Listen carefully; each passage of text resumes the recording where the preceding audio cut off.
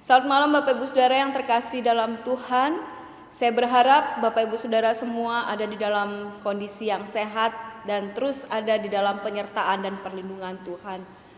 Saya memang tidak tahu bagaimana kondisi Bapak Ibu Saudara sekalian, tapi saya percaya bahwa Allah kita tidak pernah meninggalkan kita.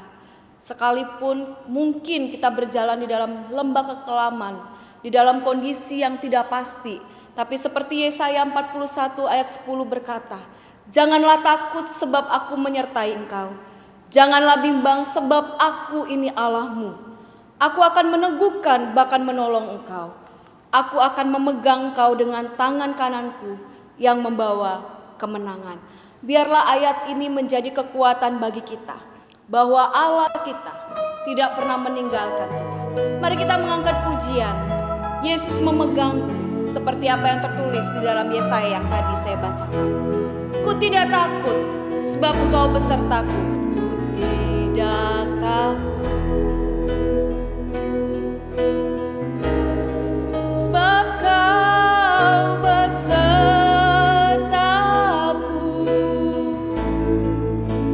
Ku tidak bimbang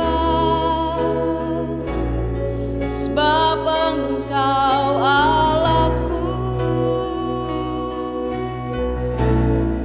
Engkau meneguhkanku, bahkan menolongku.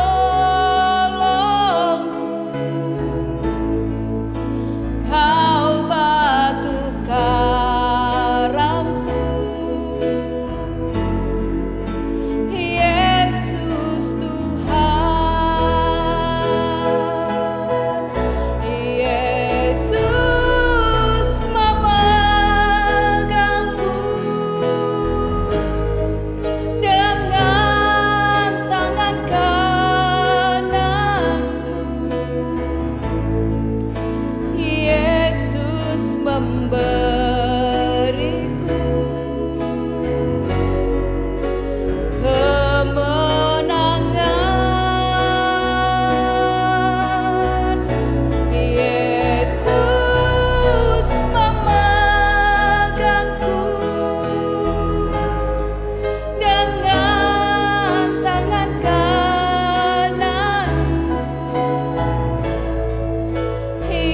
Yesus memegangku dengan tangan kananmu. Yesus memberiku kemenangan. Yesus memegangku dengan tangan kananmu. Yesus memegangku dengan tangan kananmu. Yesus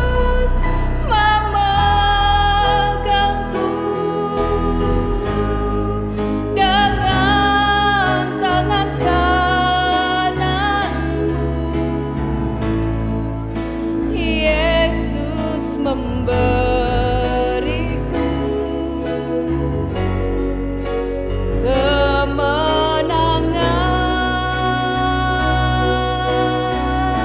Yesus memegangku dengan tangan kananmu. Yesus memberiku kemenangan.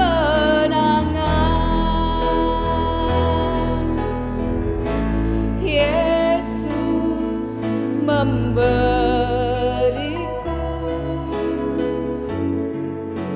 kemenangan.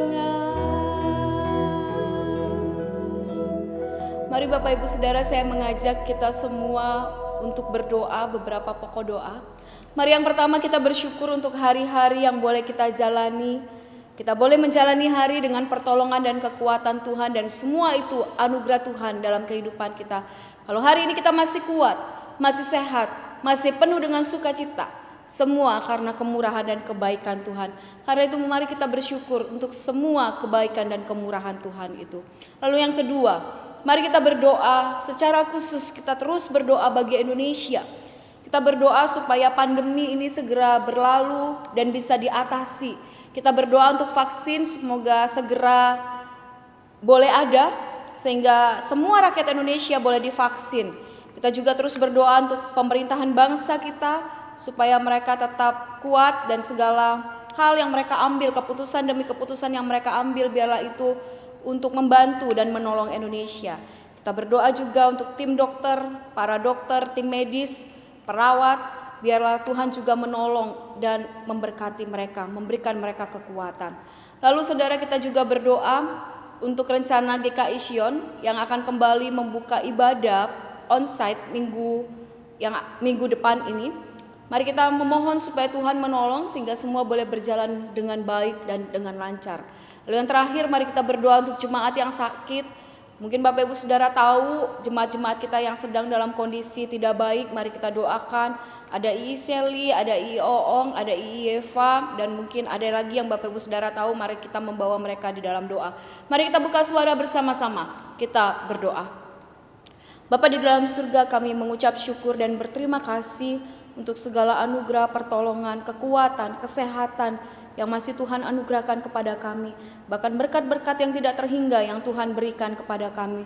Sungguh kami bersyukur karena kami punya Allah yang penuh dengan anugerah, sehingga senantiasa menolong kami di tengah-tengah situasi yang tidak baik ini. Kami juga berdoa ya Tuhan, membawa Indonesia ke dalam tangan Tuhan. Kami terus menyerahkan Indonesia ke dalam tangan Tuhan. Kami berdoa biarlah pandemi ini segera boleh berlalu dan vaksin boleh segera ada, sehingga semua rakyat Indonesia boleh mendapatkan vaksin dan kami bisa hidup dengan normal, beraktivitas dengan normal, tidak ada ketakutan seperti ini lagi. Tuhan, kami juga berdoa untuk pemerintahan bangsa kami supaya Tuhan juga menolong baik presiden, menteri dan semua jajaran pemerintahan, supaya Tuhan memberkati setiap keputusan yang mereka ambil, biarlah itu berasal dari Tuhan dan itu untuk membantu Indonesia semakin lebih baik. Kami juga berdoa mengingat para medis, dokter, para perawat yang hari ini juga berjuang untuk membantu pasien yang terkena virus corona, supaya Tuhan juga menolong mereka, memberikan mereka kekuatan, kesabaran dan sukacita ketika mereka harus jauh dari keluarga mereka. Biarlah sungguh Tuhan yang menolong mereka. Tuhan, kami juga berdoa untuk GKI Sion yang akan kembali memulai ibadah onsite di minggu ini, supaya Tuhan juga menolong, biarlah semua boleh berjalan baik dan boleh berjalan dengan lancar. Terima kasih ya Tuhan, kami juga berdoa mengingat jemaat Tuhan yang saat ini dalam kondisi yang sakit, untuk II Seli, untuk II Eva, untuk II Oong, dan ada juga saudara-saudara kami yang lain yang mungkin terbaring sakit. Kami menyerahkan mereka ke dalam tangan Tuhan supaya Tuhan menguatkan mereka, berikan mereka sukacita. Biarlah di tengah-tengah kesakitan yang mereka alami, mereka boleh semakin mengenal dan mengasihi Tuhan. Kami berdoa Tuhan, biarlah Tuhan menolong mereka. Terima kasih ya Tuhan, kami sungguh bersyukur malam hari ini ketika kami boleh bersama-sama berdoa, memuji dan memuliakan nama Tuhan. Dan biarlah Tuhan yang menolong kami. Biarlah Tuhan yang menjawab setiap doa-doa kami. Dan pada saat ini Tuhan, kami akan mendengarkan sebagian daripada firman-Mu, supaya Tuhan juga yang menolong, Tuhan juga yang memberkati. Biarlah apa yang akan kami pelajari hari ini boleh kami lakukan di dalam kehidupan kami hari lepas hari sebagai orang tua. Terima kasih Bapa dalam surga. Di dalam nama Tuhan Yesus kami sudah berdoa dan kami bersyukur. Amin. Menjadi seorang ibu merupakan salah satu panggilan yang paling kompleks dan sulit dalam hidup. Kenapa demikian? Karena membesarkan anak-anak dengan tepat pasti membutuhkan kepintaran dan dorongan yang sama besarnya seperti menjalankan sebuah bisnis. Seorang ibu harus selalu hadir, menemani, merawat, membimbing, dan melindungi anak-anaknya dari dia kecil sampai dia siap hidup secara mandiri. Ibu adalah orang yang menentukan suasana rumah. Suasana rumah akan seperti apa tergantung ibu.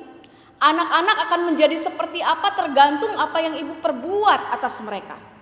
Menjadi ibu merupakan salah satu kehormatan tertinggi dalam hidup, tetapi juga menjadi salah satu tanggung jawab yang terberat dalam hidup.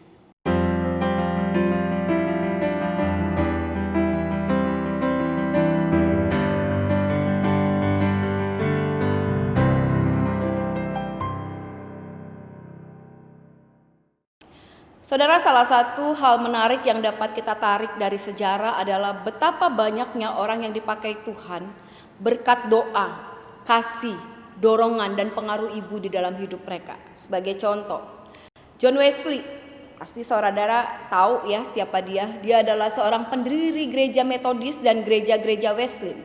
Ia adalah orang yang banyak sekali mendapat dorongan dari ibunya, dari mamanya. Bahkan adiknya yang bernama Charles Wesley menjadi penulis banyak sekali lagu-lagu rohani karena buah dari pelayanan ibunya Susana. Tanpa Susana, John dan Charles tidak mungkin menjadi orang-orang besar pada waktu itu. Agustinus, seorang bapak gereja yang dipakai Tuhan mempengaruhi pemikiran Kristiani.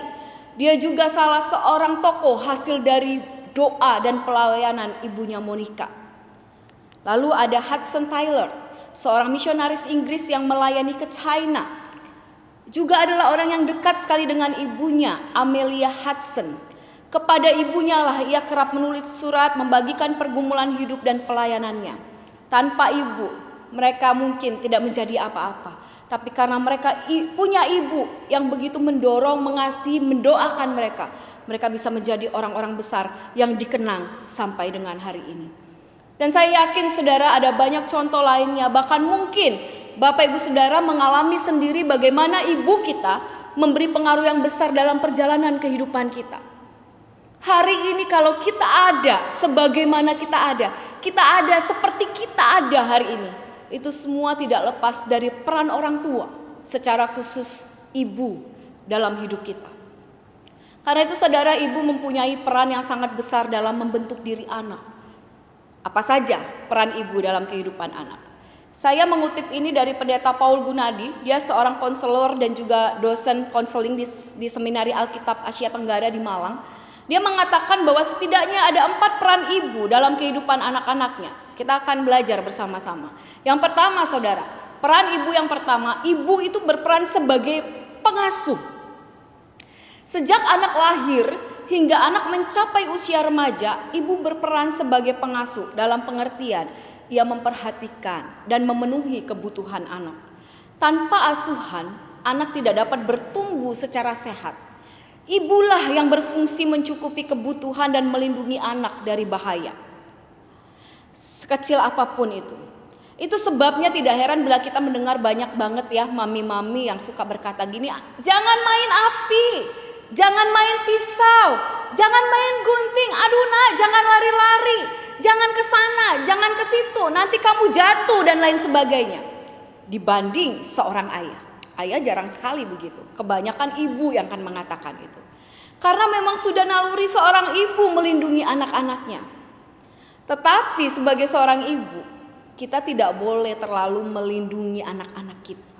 Kita boleh cemas, kita boleh khawatir, tapi tidak boleh berlebihan. Karena itu sebagai seorang ibu kita harus bijaksana dalam mengasuh anak-anak. Jangan sampai saking kita mau melindungi anak-anak, kita justru menjauhkan mereka dari tantangan hidup. Ada kalanya sebagai seorang ibu kita hanya perlu memonitor mereka dari jauh dan membiarkan mereka sedikit mengambil resiko dalam hidup. Meskipun ada kalanya resiko itu mungkin mereka jatuh, mereka terluka. Ya enggak apa-apa. Sekali-sekali mari kita memberikan ruang untuk mereka bereksperimen di dalam hidup ini. Membiarkan mereka jatuh sedikit, membiarkan mereka mungkin terluka, ya gak apa-apa, jangan terlalu cemas, jangan terlalu khawatir. Supaya mereka tahu, inilah hidup. Sehingga kelak Bapak Ibu Saudara ketika mereka bertumbuh menjadi dewasa, mereka bukan menjadi pribadi yang manja dan bergantung pada orang lain. Tetapi mereka tumbuh menjadi pribadi yang mandiri dan kuat. Saudara, saya pernah bertemu dengan orang yang sampai besar makan masih disuapin mamanya. Laki lagi, anak laki. Saya sampai bingung kok masih manja gitu ya, masih disuapin. Ini apa yang salah? Saya tanya sama mamanya, kok masih disuapin tante? Kan sudah besar. Mamanya jawab, kalau nggak disuapin nggak mau makan. Dalam hati saya, kalau saya jadi mamanya mah biarin aja, nggak mau makan. Ntar lapar juga cari makan sendiri. Bukan umur 1 atau 2 tahun, 5 tahun, 10 tahun saudara, tapi sudah 20-an tahun. Saya tanya lagi lah sama mamanya, gimana kalau tante harus keluar kota? Tante itu jawab, ya saya minta mbak suapin dia. Saudara, saya hanya bisa sambil tercengang-cengang. Percaya nggak percaya saudara, tapi itulah yang saya lihat. Ibu-ibu, kita sangat boleh sayang sekali sama anak kita. Memang itu kewajiban kita menyayangi dan mengasihi mereka. Kita boleh cemas terhadap mereka. Kita boleh khawatir sama anak kita. Tapi jangan sampai rasa sayang, rasa khawatir, rasa cemas kita itu menjadi berlebihan. Sehingga di kemudian hari hal itu justru menyulitkan dan buat sakit anak-anak kita ketika mereka besar. Asuhlah anak sesuai dengan porsi yang seharusnya. Cukup, tidak berlebihan. Lalu bagaimana kalau pertanyaannya sekarang, bagaimana kalau ibu harus bekerja dan tidak bisa mengasuh anaknya sendiri? Saya bisa memahami saudara, ada banyak ibu yang harus bekerja untuk membantu mencukupi kebutuhan hidup keluarga. Atau ada ibu yang memang lebih baik bekerja daripada diam di rumah sepanjang hari karena memang dia merasakan itu bukanlah panggilannya. Sehingga dia menjadi seorang ibu yang tidak sabar dan cepat marah ketika di rumah. Dan dia lebih menikmati ketika dia bekerja. Dalam kondisi yang spesifik atau khusus seperti itu, ya gak apa-apa. Tapi dibuatlah pengaturan sehingga si ibu itu tetap bisa bekerja di luar. Tetapi ketika dia kembali ke rumah, ia harus memberikan waktu sebanyak-banyaknya kepada anak. Sehingga relasi antara ibu dan anak tetap bisa terjalin. Memang tidak mudah. Tapi disinilah pengorbanan seorang ibu itu diperlukan. Ya, jadi peran ibu yang pertama adalah mengasuh anak-anak. Lalu peran ibu yang kedua adalah penyedia kestabilan. Kehadiran ibu dalam hidup anak, petunjuk serta bentukan yang diberikan ibu kepada anak hari lepas hari menyediakan sebuah ruang yang pasti dan aman bagi diri anak. Anak itu perlu tahu bahwa ibu selalu berada di sampingnya dan bahwa ibu akan memberikan apa yang dibutuhkannya. Figur yang sama dan perlakuan yang relatif sama akan memberikan rasa kestabilan pada anak. Meskipun mama sedikit, ya maaf ya, bawel, suka marah, tapi itu adalah figur yang konstan, figur yang dia kenal, figur yang ada di rumah, figur yang sama besok, kemarin, hari ini dan hari-hari yang lainnya. Saudara, anak-anak kita itu memerlukan kepastian bahwa mama akan selalu ada di rumah mendampingi mereka. Hal ini sangat penting dalam pertumbuhan jiwa anak. Mari kita bandingkan kalau misalnya gak ada mama di rumah. Atau mamanya suka pergi, kadang pulang. Atau papa mama sering ribut sehingga mama suka pergi. Kalau saudara ini terjadi, mama jarang di rumah, maka kestabilan dalam jiwa anak itu akan terganggu. Saudara, para orang tua suka perhatikan gak kalau anak-anak pulang dari sekolah, siapa dulu yang mereka cari? Papi atau mami? Kebanyakan anak akan mencari mami. Saya ingat dulu waktu saya SD, kalau saya pulang sekolah pasti yang saya tanya pertama kali adalah mama mana? Kalau saya sudah lihat mama, ada perasaan tenang, ada perasaan lega. Oh, mama saya ada, mama saya gak pergi. Saya merasa aman, saudara. Pernah satu kali papa mama saya berantem. Waktu itu mereka berantem biasanya suka diem-dieman. Waktu saya pulang sekolah saya gak menemukan mama di rumah. Saudara, saya cari mama saya sampai ketemu. Itu dalam kondisi saya belum tukar baju sekolah, saya belum makan. Walaupun makanan sudah tersedia di rumah, inilah kehebatan mama saya. Walaupun dia berantem sama papa saya, tapi dia tetap mengerjakan kewajiban dia sebagai ibu. Dia tetap menyediakan makan, dia tetap beres-beres rumah, setelah itu dia baru pergi biasanya begitu. Tapi waktu saya pulang itu saya gak lihat mama, jadi saya cuman taruh tas saya pergi, saya cari. Saya ingin memastikan bahwa mama saya itu gak pergi. Jadi benar saya cari ke rumah Hyume saya, ke rumah Kyu saya cari kemana-mana sampai ke rumah popo saya. Dan memang mama biasanya suka ada di rumah popo saya dan saya menemukan dia di situ. Dan setelah itu baru saya bisa makan, saya bisa merasa tenang dan merasa aman bahwa mama saya ada, mama saya nggak kemana-mana gitu.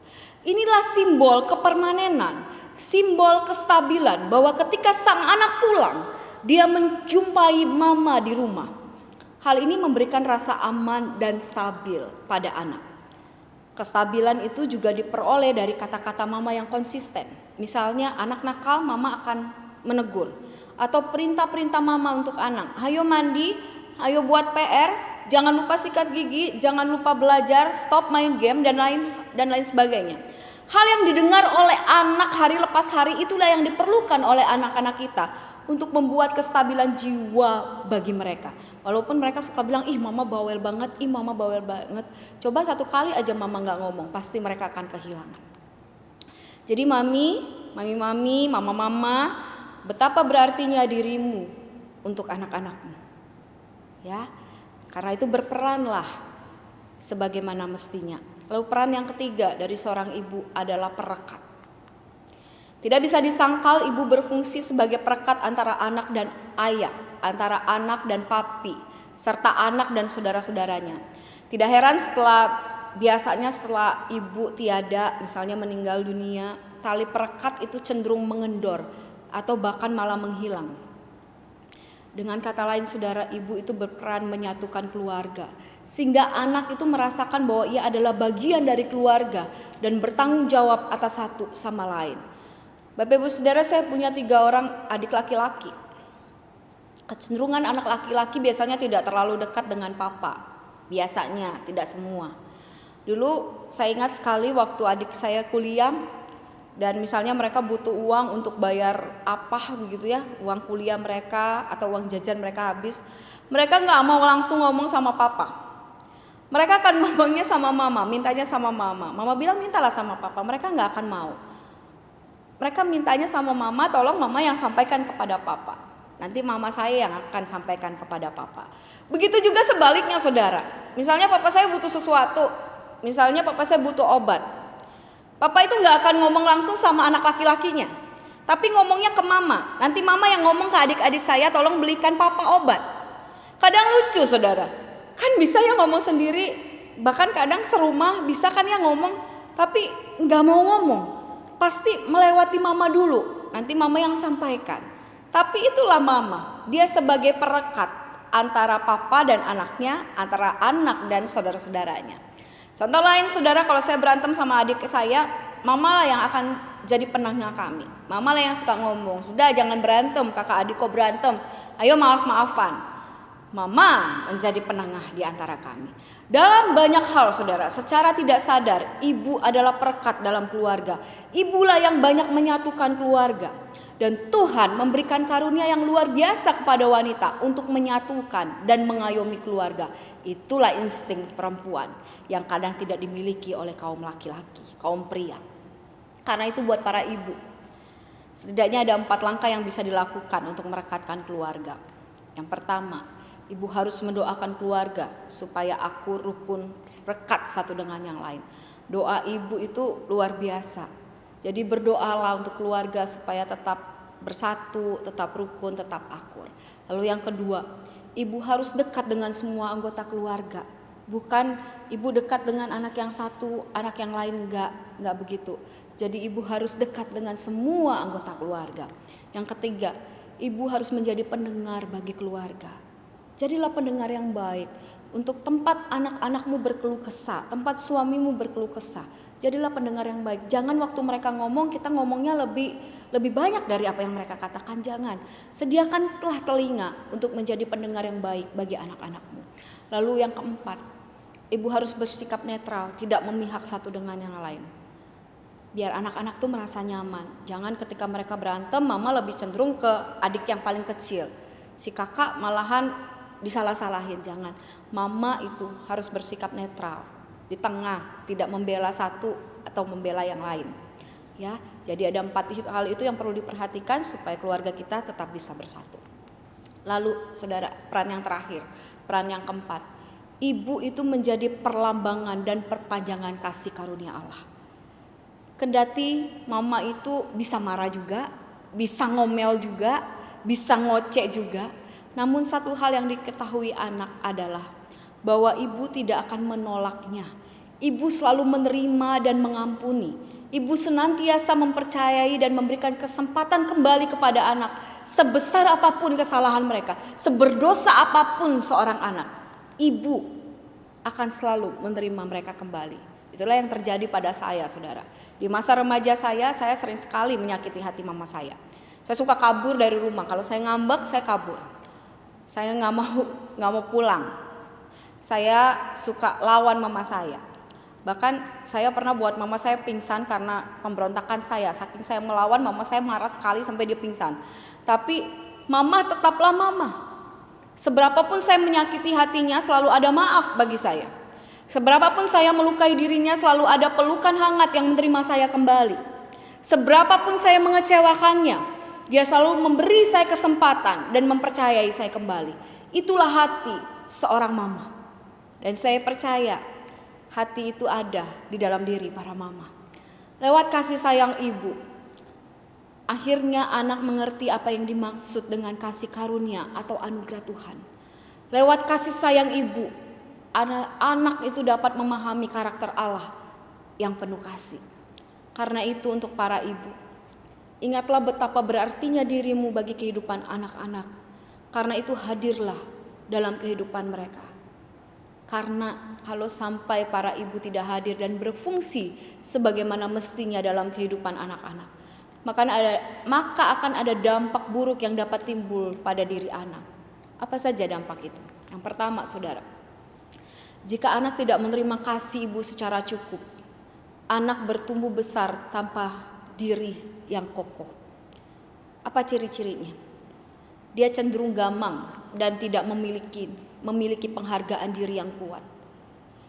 Kasih dan penerimaan ibu kepada anak berpengaruh lebih besar daripada kasih dan penerimaan ayah kepada anak.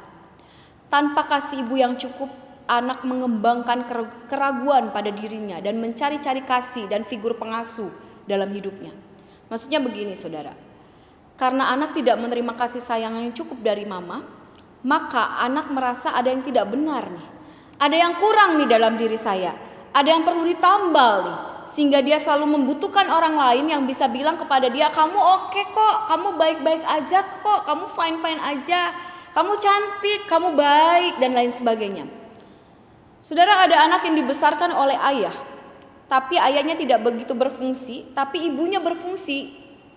Meskipun ayahnya sering keluar, gak bertanggung jawab, tapi ibu terus mengayomi, dekat dengan anak, memberikan kasih sayang pada anak-anak.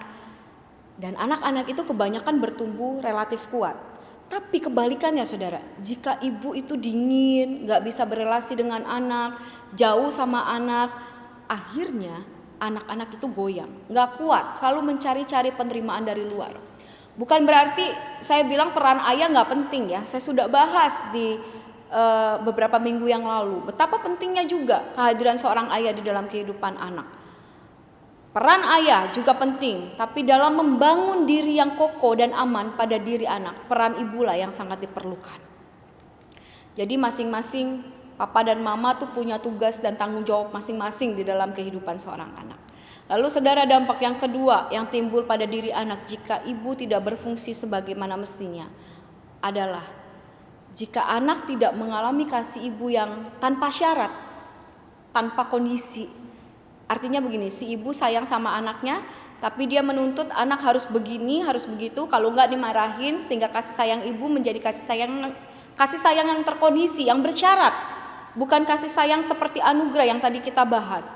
Sehingga anak itu cenderung bertumbuh dengan sikap kritis dan tidak menerima diri apa adanya.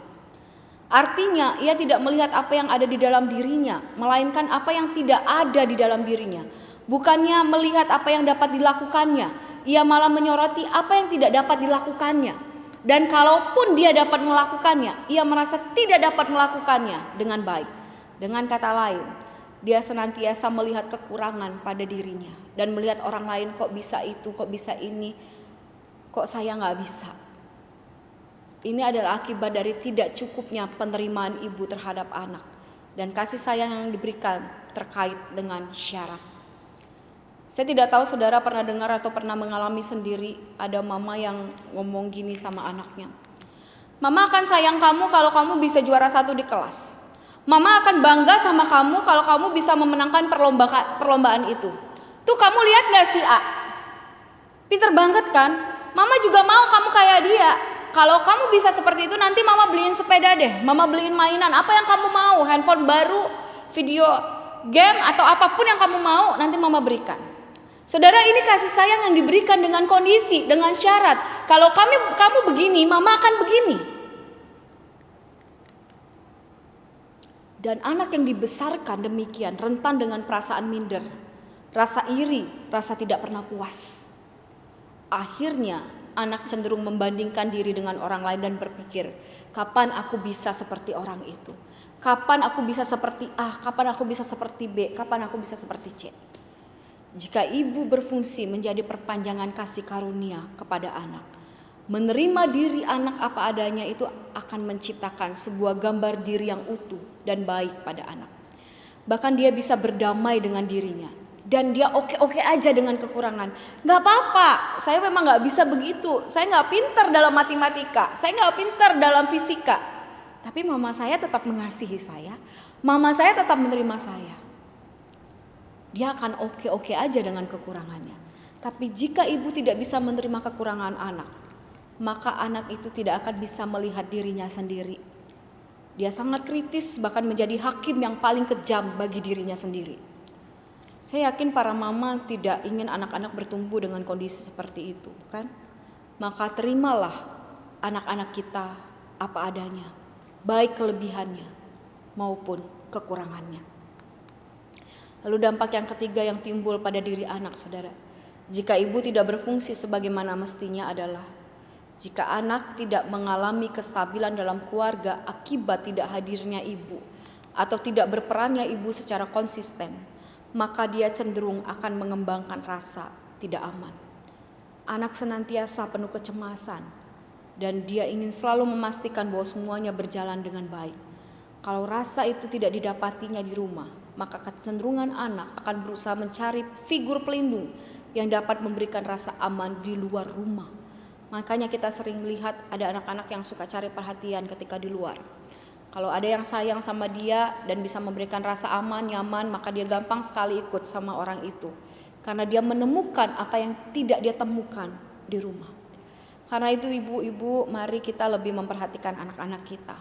Bukan hanya sibuk dengan hobi dan kesenangan kita.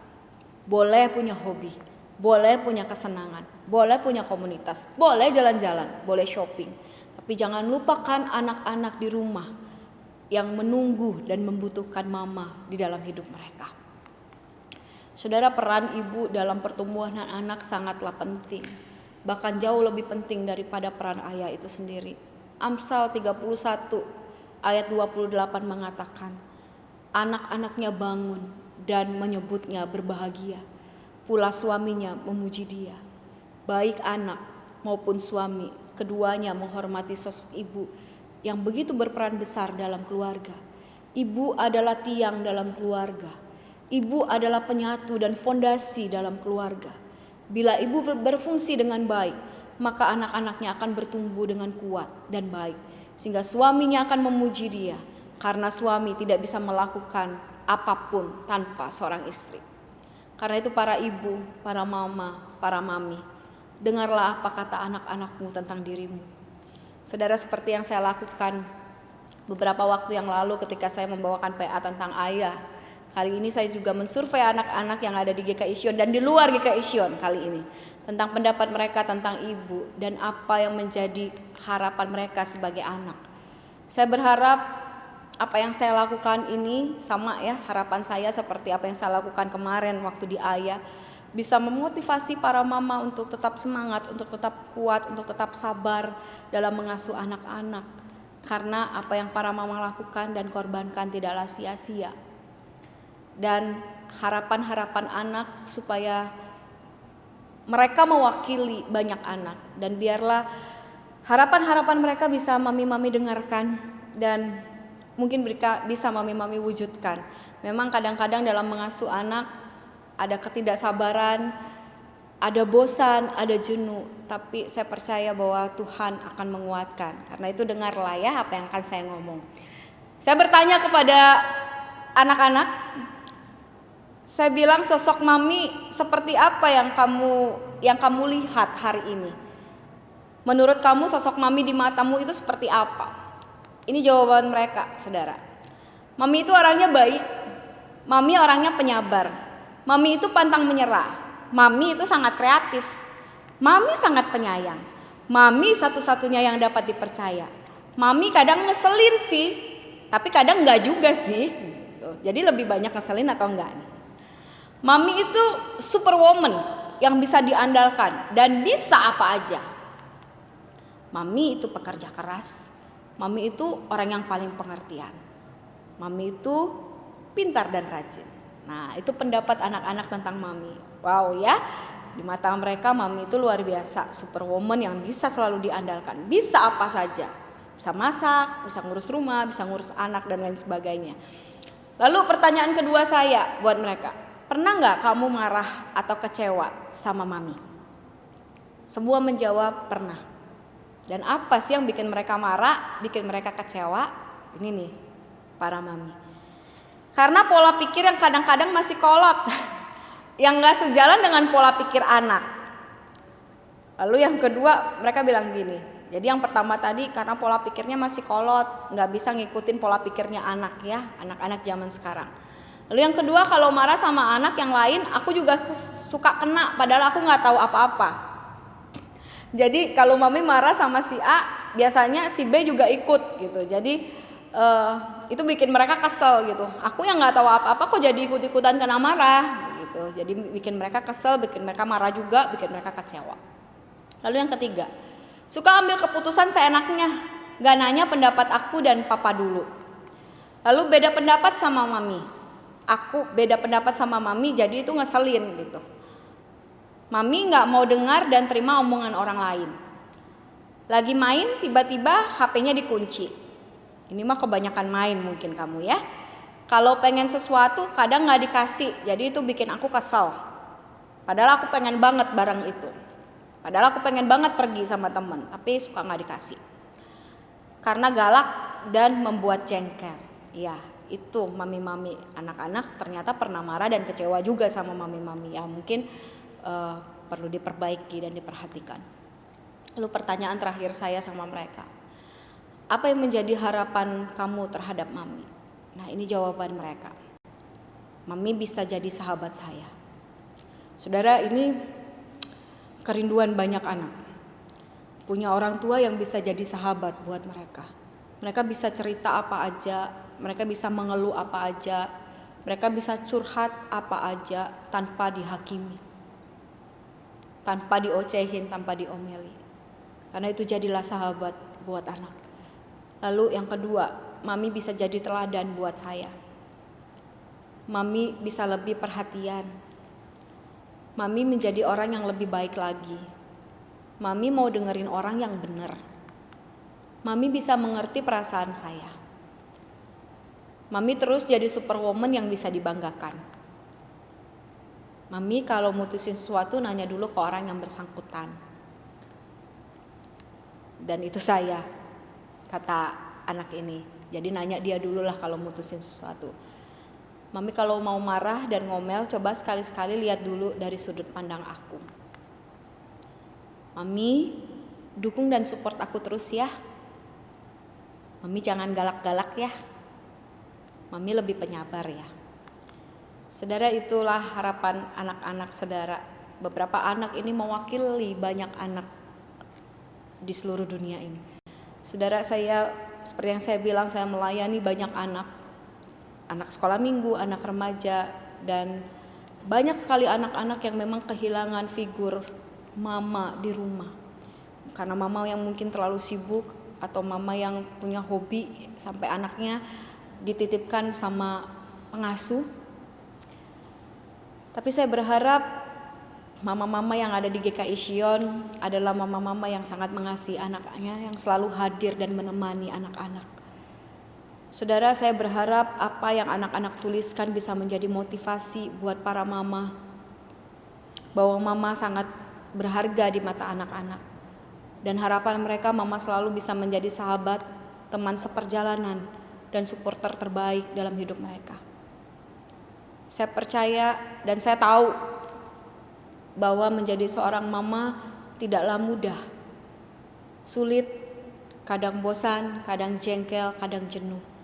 Tapi saya percaya Tuhan akan memampukan para mama untuk mengemban tanggung jawab yang mulia. dan kau akan disebut wanita-wanita yang berbahagia. Kiranya Tuhan memberkati para mama dimanapun berada. Bapak Ibu Saudara, mari kita tundukkan kepala, kita berdoa. Bapa di dalam surga, kami mengucap syukur dan berterima kasih untuk malam hari ini. Kami kembali boleh belajar bersama-sama bagaimana kami menjadi orang tua, secara khusus menjadi mama bagi anak-anak kami. Tuhan, tolong kami dan ampuni kami kalau banyak kesalahan yang kami buat ketika kami mengasuh dan mendidik mereka. Tapi biarlah kami memohon Roh Kudus Tuhan memampukan dan menolong kami, menyertai kami dan mengingatkan kami ketika kami salah mengambil keputusan. Karena itu Tuhan, biarlah Tuhan yang memberikan kami kekuatan. Terima kasih ya Tuhan, malam ini sungguh kami bersyukur kami bisa belajar bersama-sama. Di dalam nama Tuhan Yesus kami sudah berdoa dan kami bersyukur. Amin. Bapak Ibu Saudara, jangan lupa tetap jaga kesehatan, tetap berdoa bagi Indonesia. Selamat malam, Tuhan Yesus memberkati.